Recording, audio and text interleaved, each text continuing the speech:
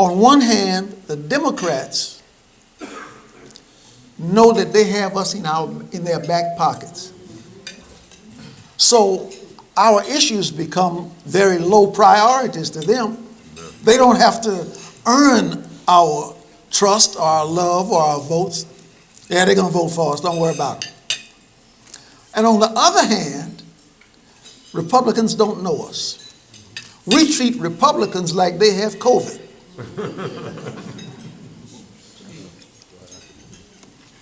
And we lose on both hands. We lose with the Democrat Party, because that's where we put all our eggs. We lose with the Republican Party, because we haven't put any eggs over there. There are some other major reasons, positions held by the Democrat Party that I couldn't live with. They want to kill oil, gas, and coal. They want to destroy 30 million jobs with nothing to replace those jobs with. 30 million families would go unfed. Their Green New Deal will destroy, will wreck the economy of the United States of America. Oh, yeah.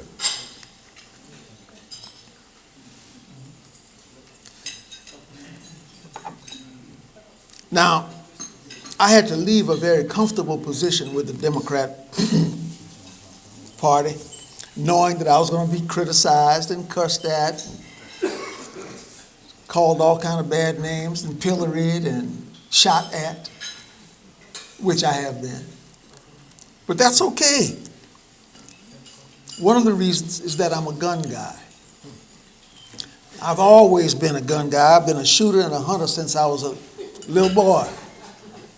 And in the Navy, they only give you one medal, and that's the expert, if you are an expert shooter. I have that Navy medal on my chest. Not today, I mean, not in this outfit, but I earned that Navy expert medal. Gun control in America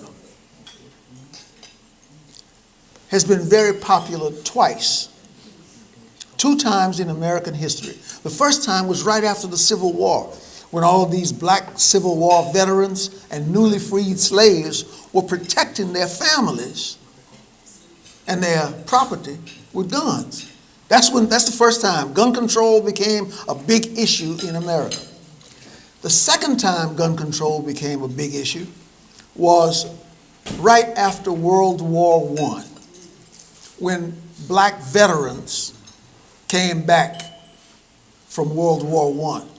And they came back with the guns and the ability to use those guns. And this was during the turbulent years of the 20s and 30s.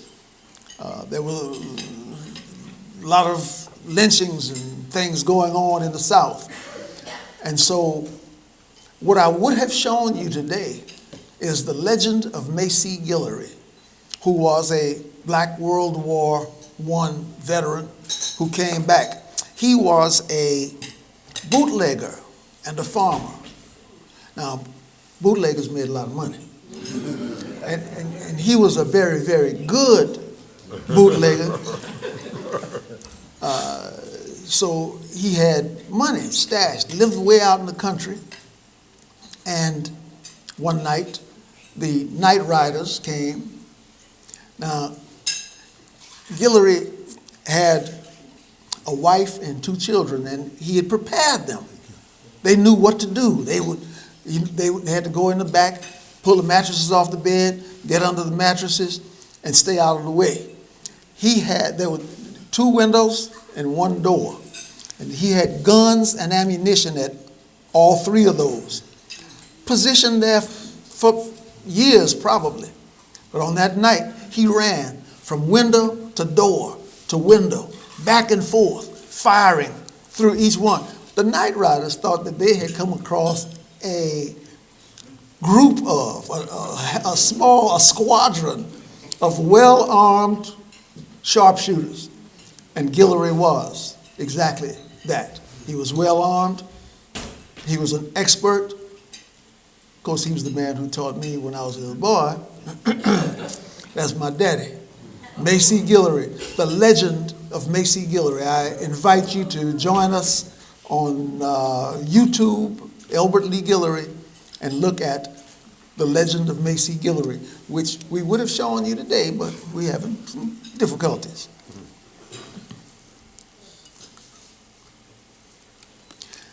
As I grew up in the South, guns, I've carried a gun since I was 12. Almost 100% of the time when you see me, I'm going to be armed. Twice before I was 18 years old, I had to defend my life with a gun. A little boy,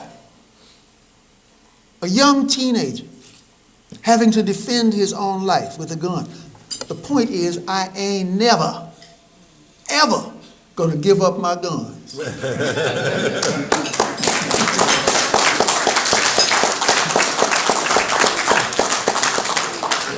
Now, I'll tell you what I am going to do.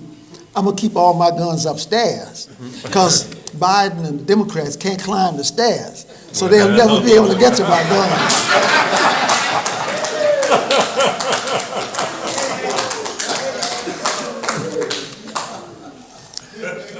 There's another deal-breaking problem that I have with the Democrat Party, and it is a problem that is crucial to every American family. As a matter of fact, it is crucial to the survival of our nation: education. Amen. Right now, in Louisiana, 90% of minority, they say urban, they're talking about black folk, 90% of black kids in the 4th grade are already behind. They are not up to grade level. If you're not up to grade level at 4th grade, what's going to happen to you? You can go into urban hospitals and you're not going to find any black doctors. Increasingly, you go into courthouses and you're not going to find black lawyers. Go to an engineering firm, you're definitely not going to find any black engineers. Our community, without education, is unable to provide the leaders, the leadership, unable to provide the economic growth that a community must have. Education is crucial. Now, the public education system is failing. We know that. That's a fact. Ray Charles could see that. But what are we going to do about it? Well, Republicans have come up with the ideas of school choice. There are charter schools, private schools, parochial schools, any kind of school that will educate your child. You should have the opportunity and the choice to get to that school and to get your children into that school. Democrats want to force that broken public school system onto the backs of our children and our community.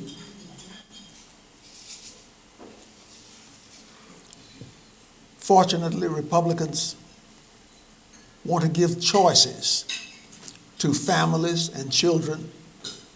Let you take the money that the government's going to spend on educating your child, take a voucher, and take it to whatever place you can.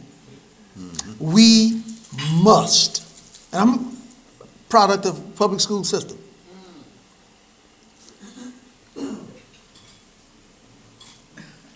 We must not only repair the public school system, but while they're repairing it, don't lose our children. Don't lose another generation of our children.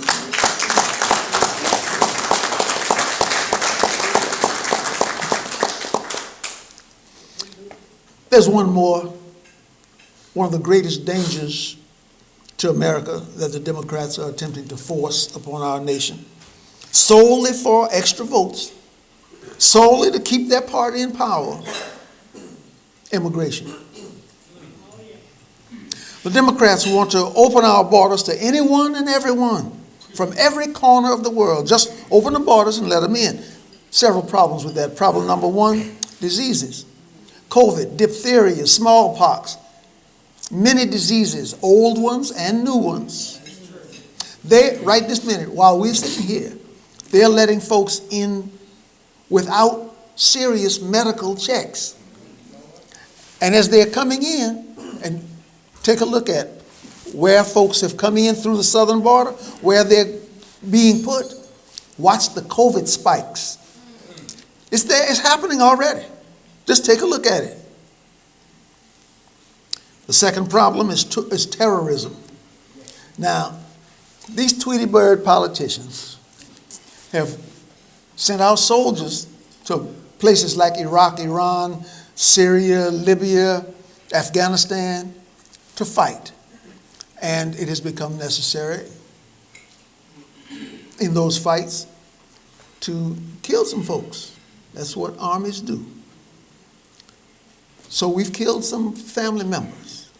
And now the Tweety Birds in Washington, D.C. want to open the borders to those relatives of people that we have killed.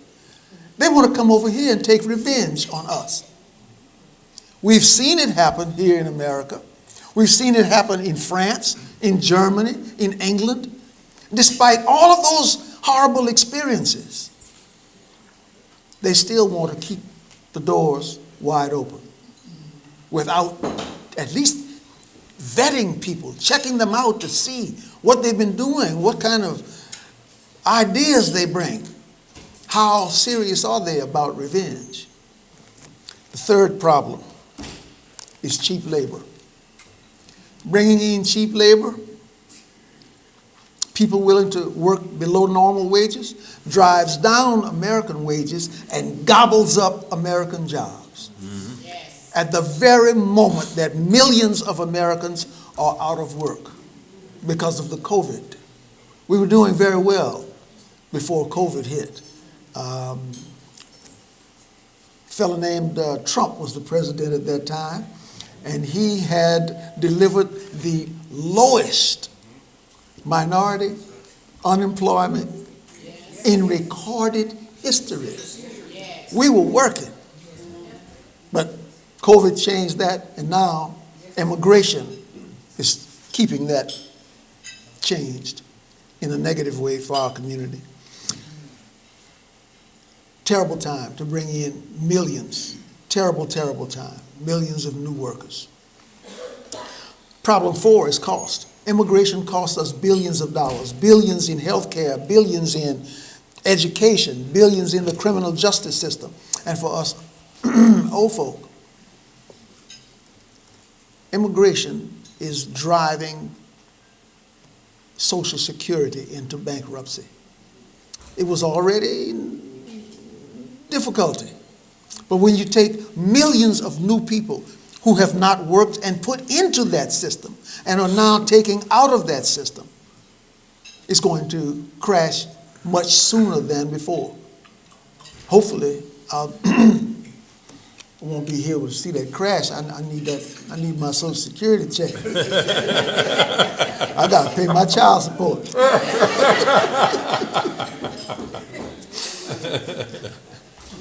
You know, we Americans, we're giving loving people. We give the shirts off our backs to anybody. But right now, too many Americans don't have shirts. Right now, our veterans, our homeless people, there are too many Americans who are without. We have to take care of their needs first. Yeah. Too many are without health care, without education. All of those cost money. We've got to take care of America first. And then, after we do that, let's take care of the millions of people all around the world. But we got to take care of America first. Yeah. Those are the reasons why I became a Republican. And I didn't come here to sell you. I didn't come here to sell you on the Republican Party. I didn't come here to ask you or your friends to become Republicans. But I did come to ask you to think about the issues that we've talked about here today. The issues that impact your family and every other American family.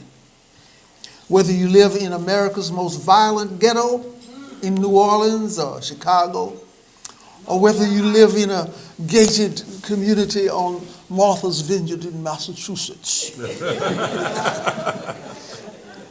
Either way, you and your children have a vested interest in the success of this country. Right now, we live in precarious times, my brothers and sisters. There's no time for us to fight each other. This is a time for unity. If you believe in America right now, it doesn't matter whether you're Republican, Democrat, Libertarian, white, black, red, or yellow. It does not matter. Right now is the time for us to work together, to pull together, to fight together, and not against each other. If you believe in America, if you believe in the issues that we've talked about today, the values that we've talked about today, then understand that we are all in the same boat, the American boat. If you believe, then join us. And it is our job to get as many other people as possible to join us, because we must overcome these problems that we talked about today. America is our workplace, it's our playground, it's our home. We must make America the best home possible. We have to join hands. We have to join forces. Let us make America one nation, unified, and under God. Amen.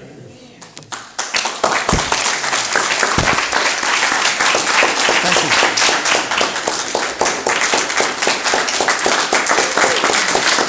Thank you.